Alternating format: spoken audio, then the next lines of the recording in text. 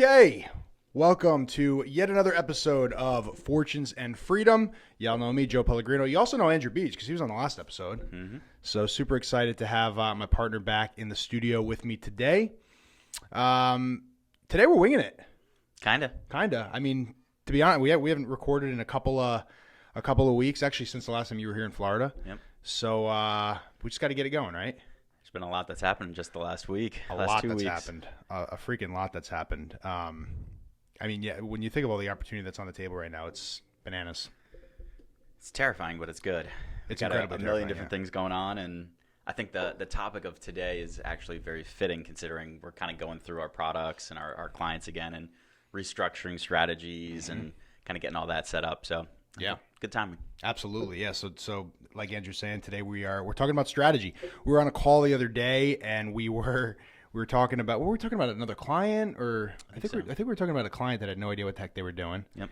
And Andrew goes, "Man, that has to be our next episode, just talking about strategy and how important that is."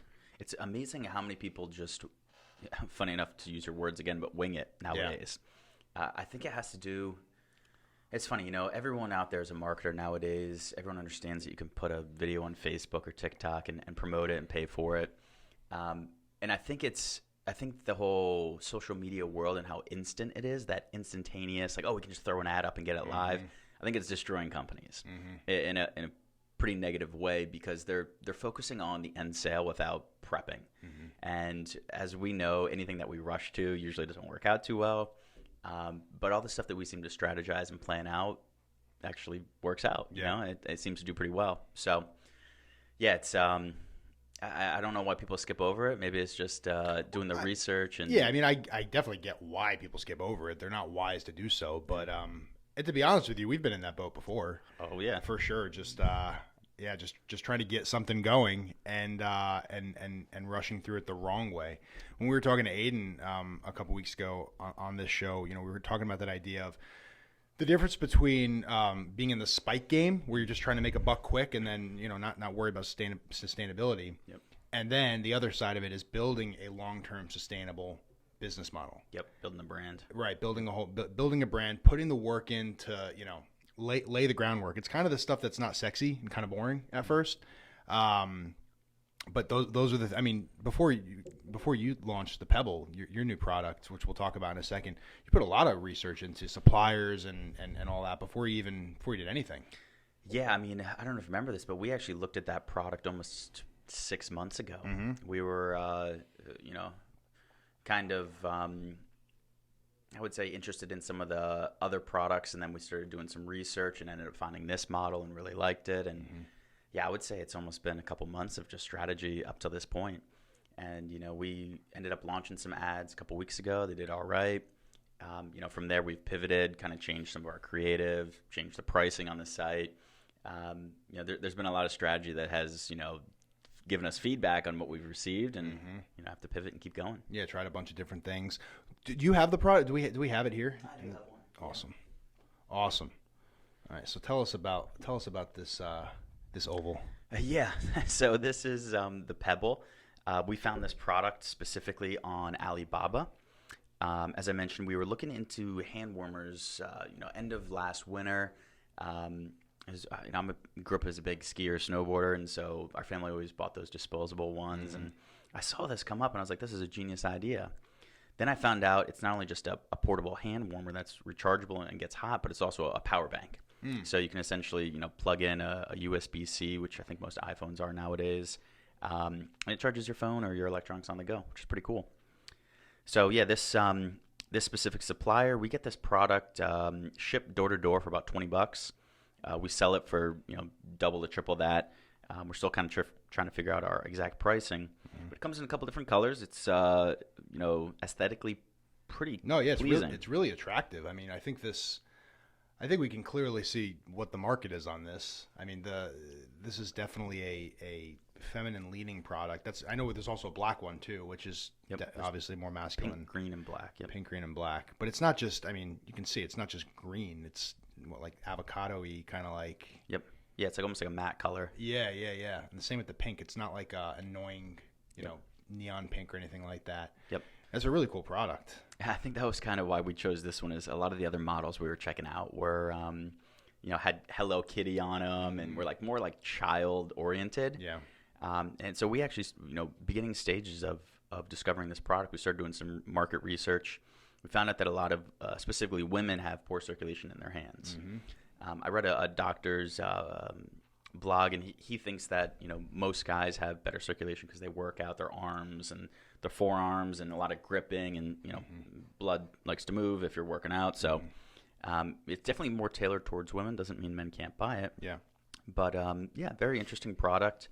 I think it has big potential for this winter. We'll see. We're still kind of getting everything set up and going for it.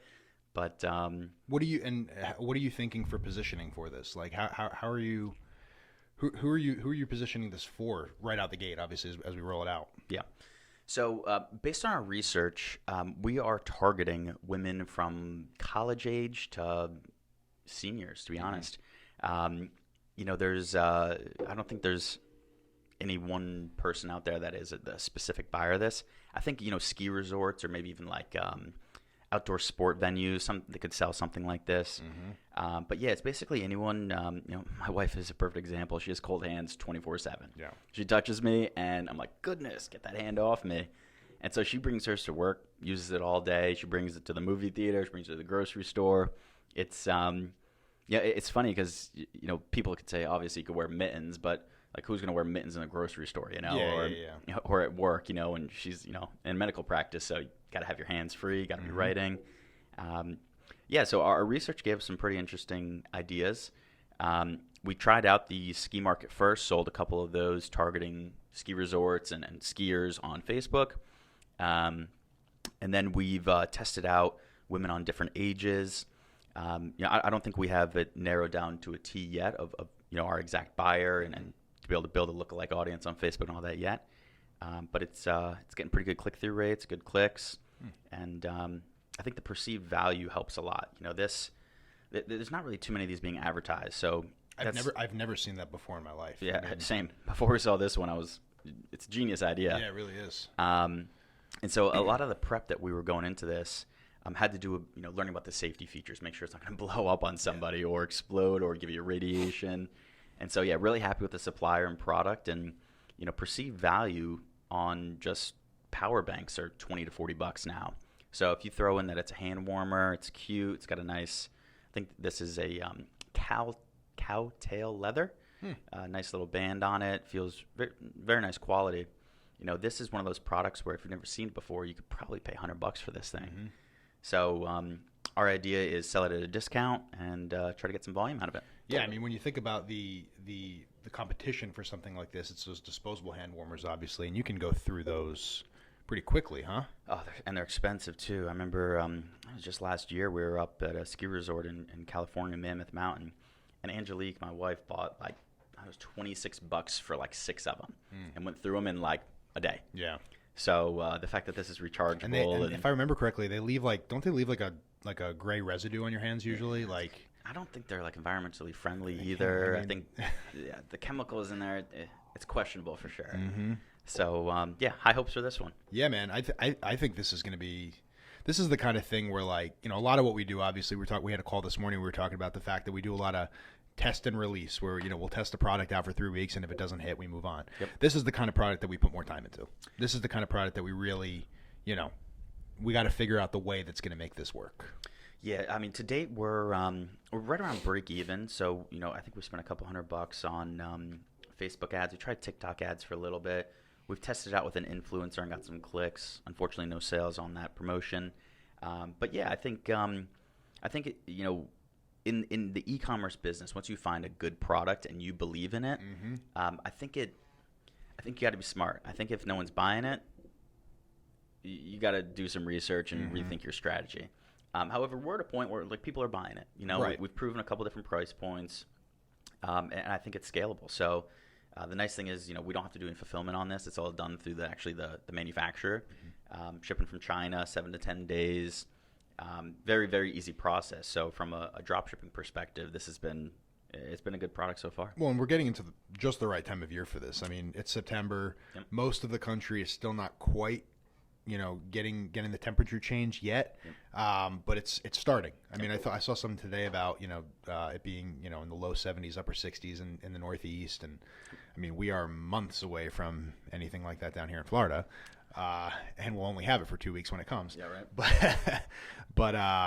But no, I mean it really is. It's the kind of thing that I could see seasonal spikes for this, obviously getting into the winter, but people ski, 8-9 months out of the year in different spots.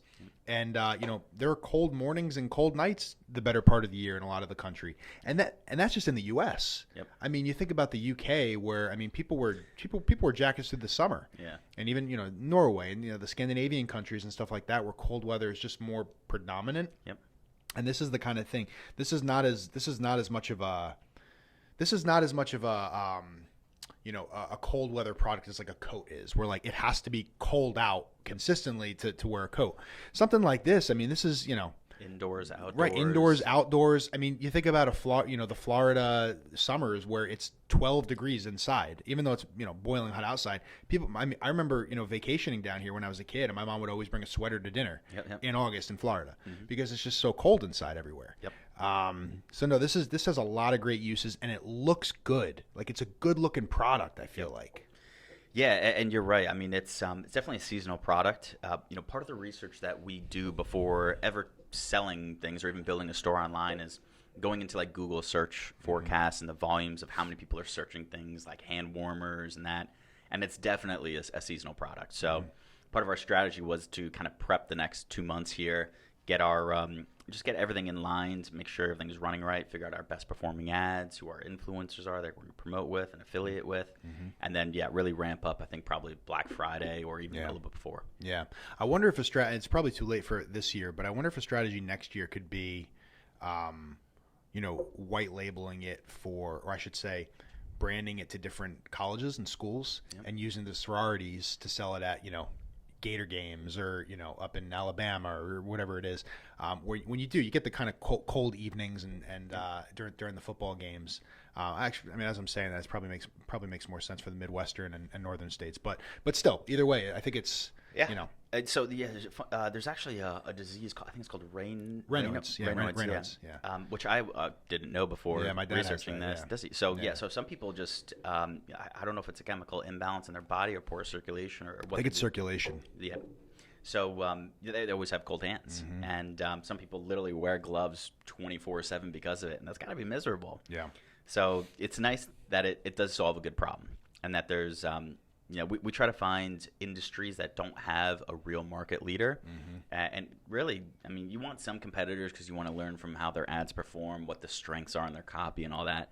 But there's really no one selling these kind of things. Right, nobody's, Yeah, and, the good thing is that, the few people that are selling something similar, like they have good orders and they're getting good reviews. And you can see that the product does perform as it wants to or as it should. Yep. So. No, it's really, really cool, man. That's really cool. Well, I look forward to see how this does and future products that we bring on. I mean, we've had a couple really, really interesting ones that we've been selling. Yep. We're looking at another one right now. It's a tennis ball launcher, automatic tennis ball launcher for dogs. Nice. Yeah.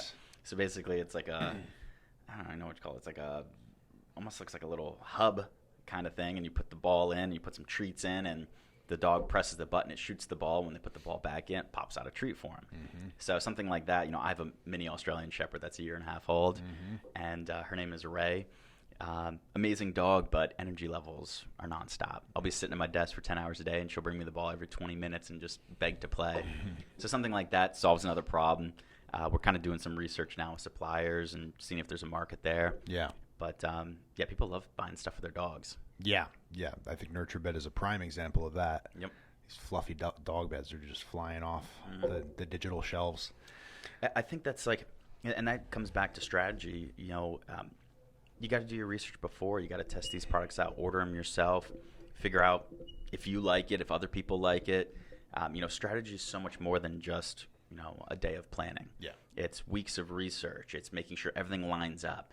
If the profit margins on this product aren't good, we just wasted our whole strategy because we can't sell this for $20 if it costs us $20. You can't even sell it for $30 because we know we're going to have some ad spend in there to pay for ads as well. Yep. So, as a standard, when we're doing research for dropshipping products, it's got to have a 2 or 3 times. You got to be able to sell it for 2 or 3 times the cost, because you got to imagine that 1/3 of your cost is going to some sort of paid promotion. So yeah, I mean, strategy, I can't highlight enough, and I think that's why it's the core of our company. Right. Is that if we plan things out the right way, we do our market research, we learn who our customers are, why they're buying, what triggers them to buy, what are the keywords, what types of creative are they clicking on. I mean, there's a lot of moving pieces to this. Yeah. And I think the better and better we get at it, the quicker we are. But that's not always a good thing, because sometimes we rush through, we'll find a product, we'll get all, build a site out, and then we're like, oh, wait, the supplier's not able to fulfill these for 45 days. Like, no one's going to wait 45 days for a product. So yeah, no, that's not going to work. No, I mean, the strategy side of it is just so imperative. From our Fortunate Freedom stores all the way up, and especially for our clients. I think one of the and actually, this is how we got on the topic of strategy the other day. We were talking about the fact that a lot of marketing agencies, we are not a marketing agency, but a lot of marketing agencies, they put out a lot, like their deliverables are just all flash. It's all just throwing value. Yeah, we can get you, 100 videos a quarter and this and that, and we can do it all for virtually nothing. We're going to give you, 8 full-time employees, and just all these promises. And what you're going to get is you're going to get a whole lot of social media graphics, which we know actually doesn't really perform nearly as well as the videos do. Yep. Whether you might get a bunch of videos, but it's all going to be stock footage where your logo's slapped on the end of it. Yep. It's just going to be a lot of flash. Now, most business owners, they're satisfied with that because that's what they think they need. Yep. They think they need the key to marketing success is getting the content. Yep. Now listen, content's a big piece of it. It is. But what's the content? What is the what are you doing? Like, what's the plan behind the content? What are you using the content for, and that's what people forget. Yeah, and it's unfortunate that we live in this realm now where social media, everyone believes that's the end of all means, that's the way they're going to make their $1 million or build their brand. And it absolutely can happen that way. But not in the way that people think a lot of times. You're absolutely right. And business owners are probably the worst thinkers when it comes to that, because they know all about their product and brand, but they don't understand the outside world of what's going on, who's buying why are things going viral, what our trends are. And so they almost get infatuated with the idea of like, oh, just if we have a posting every day on social media, we'll get more sales. Yep. And I think a lot of agencies push that, hey, we're going to give you all this creative stuff, we're going to do all this social media stuff for you, because it's easy. It's easy to do. It's so simple, and that's actually why we try to stay away from it. Yep. Because truthfully, like you said, most businesses don't need just a bunch of posts. They need a strategy on where are these posts going, what type of posts are they, what are your hashtags, who are they for, what's the end game of it, like are you building a story through it? And so all these, part of the reason we started this was because we wanted to become the anti-agency, because we were paying agencies to run our businesses and our other things, and we were getting paying an arm and a leg and getting what we thought was good stuff, and then we realized like we're just paying for someone to go online and download some photos and send them to us. Like literally. And so I think agencies try to stay away from strategy because it is so time consuming. There's a lot of research that goes in, and it's tough. It's not easy. And I got to be honest, like a lot of times you find research and it's not good, and you got to rethink your strategy and replan and pivot and move your business model. If your strategy, we build a strategy out for 30 days and we run it for 30 days and we're not getting what we planned out, then you got to change. And I think a lot of these bigger agencies, they see that, social images and these little graphical videos, like that's what entices business owners, because that's probably where business owners found them, on Instagram or Facebook, looking at videos. Like, oh, I need one of those for my brand. Yep. And so it's unfortunate because there's almost two different worlds in marketing now. There's just stuff, which is what you're going to get from an agency, and then there's actually strategic planners. And I can guarantee you 9 times out of 10, strategic planning is probably going to be more expensive, but your result is going to be 10 times better and longer than if you were just going to go with an agency and waste money away. No, for sure. And the thing that is, this is why not everybody is our client. This is why, not everybody really needs to work with, not everybody should work with us. If you don't have if you're just looking for content to be thrown at you and just like slapping quote unquote value, and I put value in quotes because it's value that the client thinks is value. But at the end of the day, I mean, we don't need to work with you. That's fine. I mean, there's a very specific type of person that we like to work with. It's the one that, understands that, listen, marketing is not just a plug and play thing. Yep. Marketing is not just, flash and pretty things. There has to be a strategy behind it. Yep. You might get some stuff out of the pretty things, but at the end of the day, what's your long-term plan? What's the sustainability of it? And what you're going to end up doing is you're going to end up finding out that you're going to end up being dissatisfied with what you get. You might, again, you might have, you might go years with an agency where they're just constantly posting stuff and, oh man, they're doing such a great job, but why isn't it working? Well, if it's not working, they're not doing such a great job, right? They're sort of feeding the need that you think you have, which is just content and flash, but it's not going anywhere. Yep. And that's where, guys like us, what we do is, we're not cheap, right? We're not going to be the, the guys that are, oh yeah, we can give you, X number of posts for, $1,000 or what. Man, if you're seeing that, and I'm sure you are seeing that out there, that exists quite a bit, but what that is going to be very, very plug and play. Whereas for us, we actually think about it, right? We actually think, okay, how do we take this brand? How do we take this product? And what is the most scalable model for it? How are we going to do that? What's, who are the audiences that we're going to deal with? And there's a lot of testing that goes into that. Like you said, there is definitely I'm going to be completely, open with anybody that's listening and future clients and things like that. It is not, the most exciting thing the first couple months of this. It's actually kind of, in a lot of ways, anticlimactic because, we do a lot of research, we do a lot of testing, and a lot of times it doesn't really work until, 3 months in, 4 months in. But once it does work, it really, really works. Yep. For example, Dr. Radke, we've definitely talked about him before on this show and his product and the strategies that we've come up with him. But basically, we've been working with him coming up on a year, and we were doing fine for him for a couple of months, basically breaking even. But we had basically projected out a plan for him that basically showed that he wasn't going to make a month-on-month profit until month like 8. Yep. And this is a client that was willing to sort of, willing to deal with that and willing to invest in that length of time. Most clients aren't, but he was ready to invest in that. And man, it paid off to such a degree that we were right on par with our projections right up until month 8. And the second month 8 hit, we were doing well beyond our projections. Yep. Not only is he making money at this point month over month, he's doing more than we ever projected for him. Yep. And what's really, really cool is we had a little technical difficulty where we had to, shut his funnel down, shut the ads down for a couple of days. Yep. And we were still getting sales. Yep. Even though the active, targeted marketing wasn't still happening, we were still getting sales. That's how strong the engine that we built was. That's how your funnel works. That's how you know it works. Yep. And again, it takes a little bit longer, but putting that extra time and investment into it, you're going to get something that's sustainable. You're going to get something that can actually grow long term. And now you're, again, we're not in the spike game. We're not in the game just to, shoot to the moon and then come back down and crash and burn. We're in the sustainability game. Yep. And that's, that's what strategy buys you. Yep. Yeah, I heard someone recently, I can't remember who it was, but they spoke about marketing as if it was, give an analogy on food.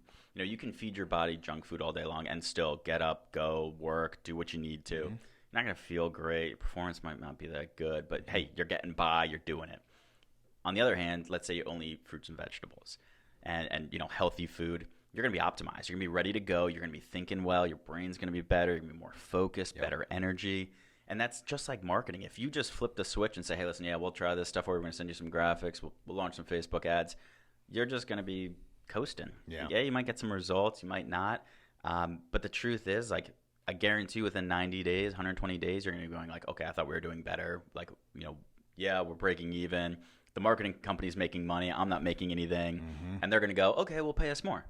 Mm-hmm. And they're going to pay them more, and then you might have a little more for bump. More content. And Yep. Yeah, I mean, we both have hired agencies before to run Facebook ads and that kind of stuff. And, typically it's set it up and let it run until the customer complains. Yeah. And that's the worst strategy you could have. It is. I mean, to be honest with you, though, as a marketing agency, it's good business. No, for sure. Like they're making money. Right. They're not doing any work. They're checking into Facebook for 20 minutes a day, saying, okay, yeah, it's still getting clicks.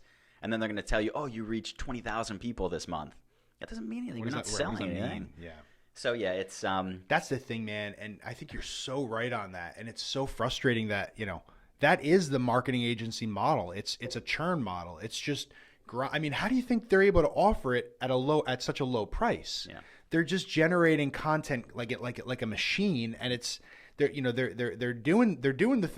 theoretically doing the same things that we're doing, Yep. but they're not actually putting any proper thought into it. They're just plugging into their framework. Which, listen, if that's, as long as they're being transparent with their clients that's what they're doing, hey, more power to you, because that's a real great way to scale. Yep. Our business, not super scalable, but it doesn't need to be. No. It doesn't need to be, because we're able to charge the amounts that we're able to charge because we put our heads into it. We think about things, and we actually, delve into the strategy. So we only take on a handful of clients at a given time, but we work with them intimately. Yep. We don't work with them. We don't plug and play. We don't churn and burn with them. We work with them intimately and put thought into their campaigns every single day. And to be honest, we've had clients the other route where like, hey, just manage our Facebook ads.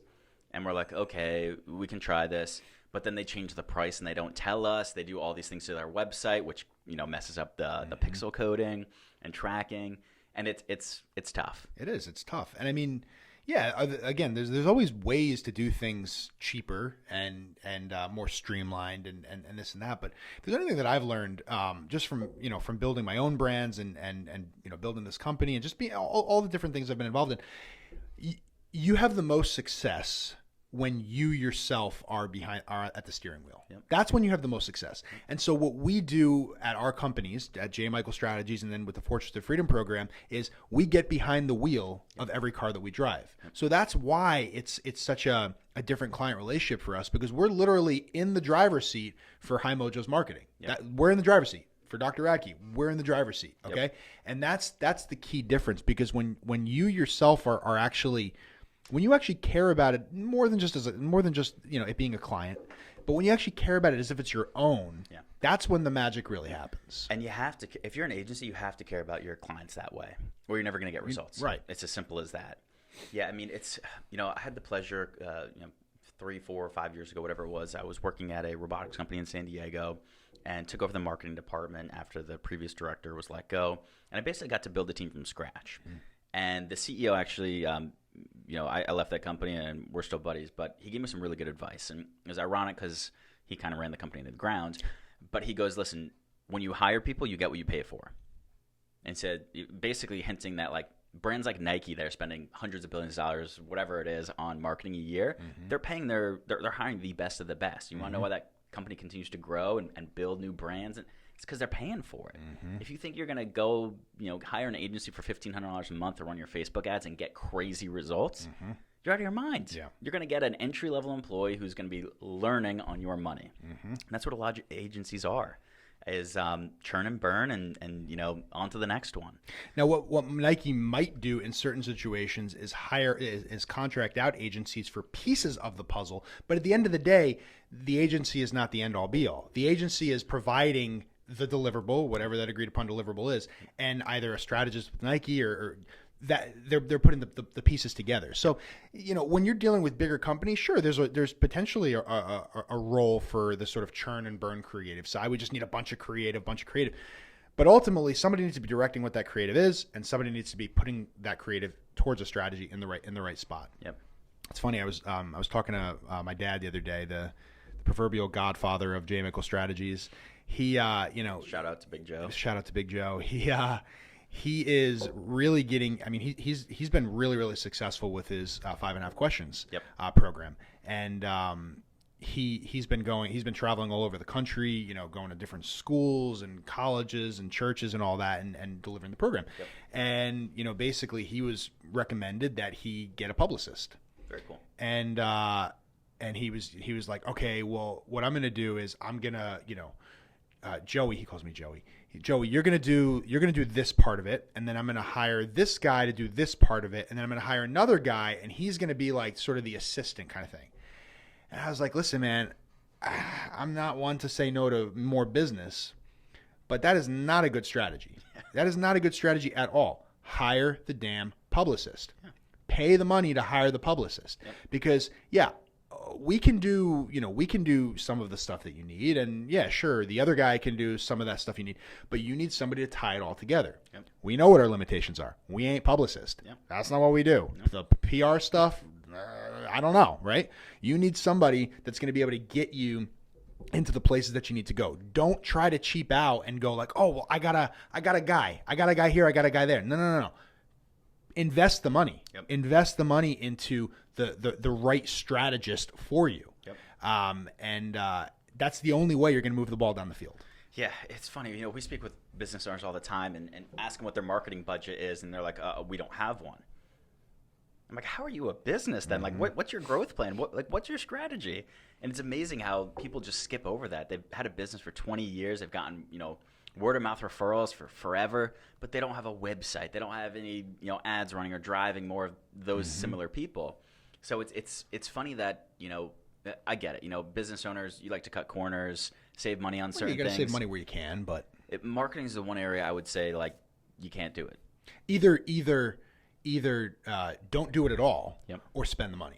Don't Don't do the right. Don't spend just a little bit of money, Yep. because it's going to be a waste. Yep. It's going to be a total waste. And you mentioned before, you got to have clear deliverables. If they're doing a specific task for you, make sure it's perfect. Yep. There's so many times where, we've hired agencies to do one thing and they send back something subpar, and it's not what you need. And they're just, once again, churn and burn. So, Usually the cost is such that we're just like, forget it, move on to the next guy. yep, exactly. And that's how they make their money, and we end up spending more money on things like that. I'll give you a little key for the audience here. If you're looking to hire an agency, take a look at their staff and see how many salespeople they have. If they have as many salespeople as they do designers and marketers, you are in the wrong place. If they have one salesperson and a 20-person team, you're probably in the right place. You don't want to be sold. You want to work with a marketing team. Exactly. And the best agencies we've worked with, there's a project manager who might be in the sales side, making sure you're paying them and all that stuff.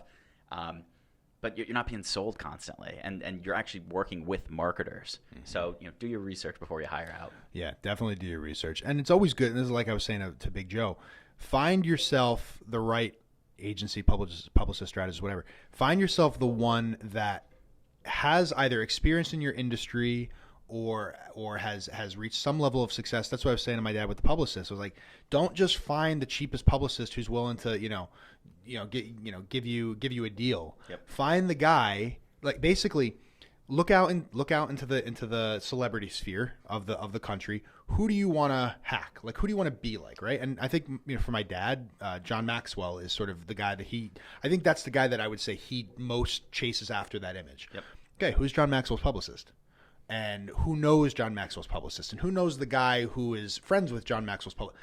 Find somebody that's going to get you as close to John Maxwell as possible. Yep. That's going that it knows intimately how John Maxwell got to where he is. Right. Yep. That's the way that you're going to do it. Not just the shiniest guy off the press in New York City. Yep. That doesn't do anything for. Yeah, I think it's funny.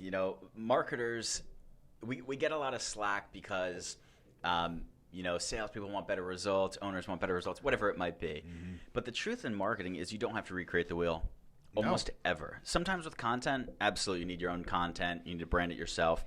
But the truth is, there's billions of people out there. There's hundreds of millions of marketers. Somebody's done it before you. And if you can hack their funnel or their system and their strategy and figure out exactly what's working and apply that to your product or whatever you're selling, that's how you win. Absolutely. It's almost a shortcut for strategy. That's part of our research is we go find all the competitors, look at all their ads, figure out what the clickbait is on their ads, figure out what their margins are, look at their website, the reviews, the images. I mean, it's exactly right. Like, you got to find someone to model your own business after. Yep. And the better you do that and the closer you follow someone who's succeeding, you'd be surprised.